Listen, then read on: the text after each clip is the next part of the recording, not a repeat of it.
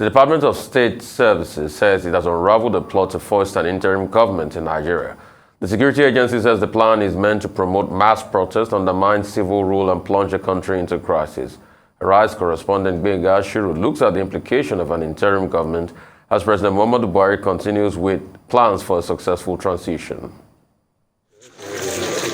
Just like any political transition, there are winners and losers. While the 2023 presidential election ended with Senator Bola Tinubu declared the president-elect, the election has left ripples of disenchantment, of allegations of electoral fraud, questioning the sanctity of the ballot. In the days to come, the supporters of the Obedient Movement and the Atiku campaign group have taken to the streets to express their misgivings about the electoral process. The president-elect's move to extend the olive branch did little or nothing to douse the tension. The opposition parties are now at daggers drawn. Not relenting on their demand for justice, the legal fireworks also commenced to seek redress. With the uneasy political atmosphere rising to a fever pitch, fueling speculations that may put the expected smooth sail of the president-elect to the top seat of power on May 29 under threat. Like the coming to be of a worst nightmare, the latest threat alert from the Department of State Services claims to have uncovered plot to foist an interim government on the nation, once again putting the nation's transition under pressure. If by sheer accident the co-plotters of this interim agenda succeed in their plot, the obvious implications of this arrangement will no doubt set a delicate precedent with a strong reminder of the 1993 interim government set up by the former military dictator, General Ibrahim Babangida. The big question is, what does the interim arrangement portend for the nation's democracy? How would posterity preserve this plot as the nation stands at the threshold of another political transition? Benga Ashiru, Arise News. Dr. Bati, a lot to piece together on this. Yeah, I recall writing a piece on this even before the election, at the back page of this day, when some people were beginning at the time to engage in what is called a whispering campaign about the possibility of an interim government. But what has now happened is that we had elections February 25 and also March 18. And as a result of the process on February 25, the legal body, constitutionally approved body, the Independent National Electoral Commission, released the result, declaring the presidential candidate of the All Progressives Congress, Bola Ahmed Tinubu, as president-elect on the basis of its own collation and the results arising from that process. What the law provides for is for people who are aggrieved to go to the Presidential Election Tribunal, which has happened, with 4 political parties going to that tribunal. Anything outside of that is not recognized by the Constitution. Those who talk about interim national government should be reminded that that was what happened under the military government, the Babangida administration creating an interim national government that lasted a total of about 83 days. And even under the military, that was declared an illegality, by the courts of law. So to talk about an interim national government at this time would, as the Department of State Security is arguing, would be a piece of illegality, would be unconstitutional, will amount, to use the phrase of the Department of State Security, to subversion. Or, as they went further, will amount to treasonable felony.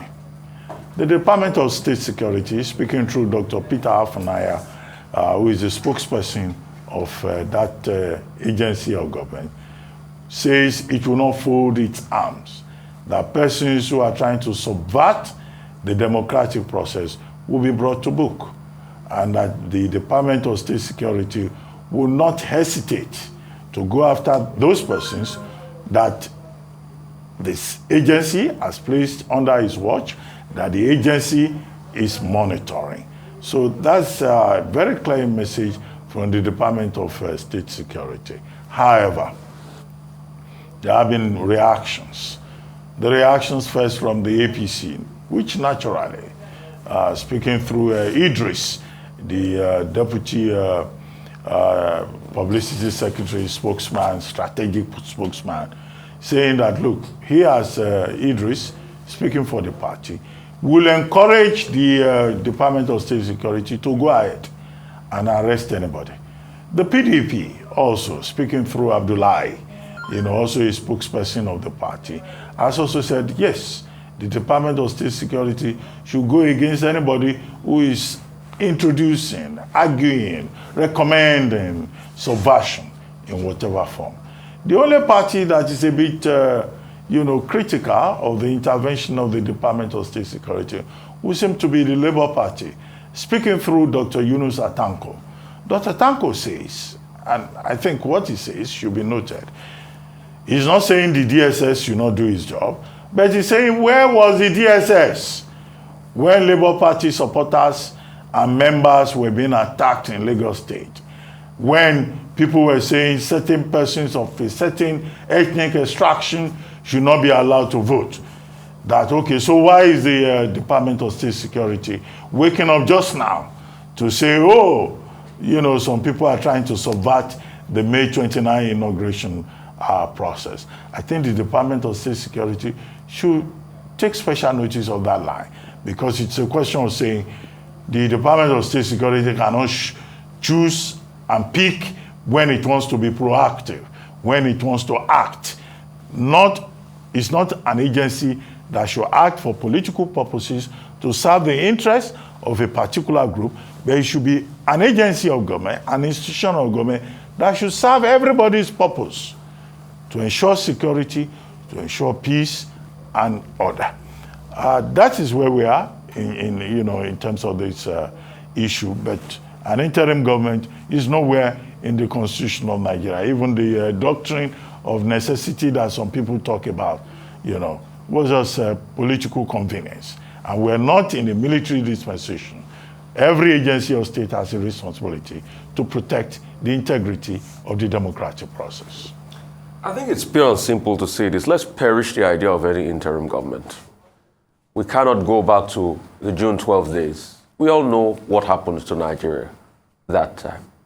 We all know how we became even an international pariah. We all saw the effect of what it did to the image of Nigeria. And the court of law said, no, it is an illegality. It shouldn't have even happened then. We can't go back to those days. That's number one. Number two, in reading the DSS statements, yes, the DSS have looked at it, seen it, identified the plot, but, they said three things. That some people will go to the courts to go get some injunctions. To a large extent, I feel people have a right to go to court.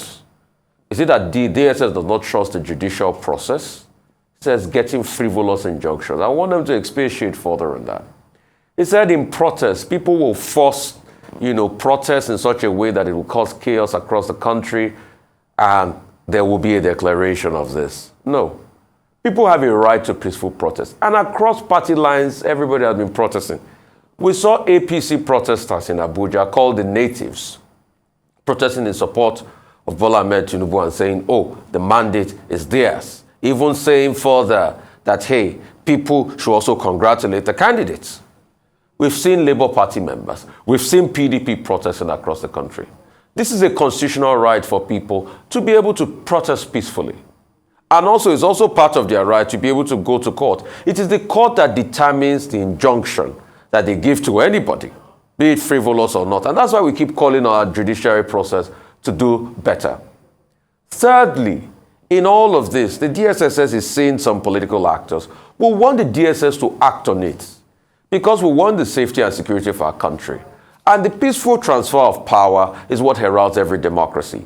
But, like the different political parties have stated, one part we should ask the DSS about strongly is the fact that when threats were made in Lagos, what did the DSS do about it? That's a very fundamental question. Because we forget in a hurry what happened in Lagos. MC Oluomo made threats, and those threats came to be. They were not just empty threats. And the position that was taken by the police chief was the fact that, MC Oluomo had come out to do a video that he was just joking. But apart from that video, that we should take it as a joke, that he was just joking with Mama Chukwudi. But apart from that video, let's not forget that there was widespread violence as threatened hitherto in the video. So the question is, the DSS should be holistic enough to be able to, look at all political parties and make its own judgments. It should not be seen as picking and choosing. We should say that and restate that boldly. Because I've also been seeing some level of triumphalism. Hitherto, the DSS picked up somebody when a message on coup was put out there, and that same person is now saying that, when I said it that time, they said, they vilified me of some sort. But now they see that I was saying the truth, that I saw it and all of that. The truth has to be told. The DSS should also go further by trying to rein in those that are heating up the polity. We have seen many tweets released in recent times. And the DSS should not just take this. Should not just make general stupidity and say, all political actors should pipe things down. They should go one step further. But, please, elections have been won and lost. The next process is to go to court. All we can do is to call on the judiciary to ensure justice. And that's what we want. People also have a right to peacefully protest. But when the court make their decision, we should also remember that the collective development of our country should be our priority. We should not plunge ourselves to chaos like is currently happening in Kenya. That even after the court has ruled, there's been protests. Only last week, members of Azimio decided to stomp on the State House. And that has brought about many reprisal actions in Kenya as we speak today. We do not want that. We want peace for the growth and the development of our country, but we must also be fair to one another, give people the chance to air their views, and let everybody settle things out because we want a great country called Nigeria.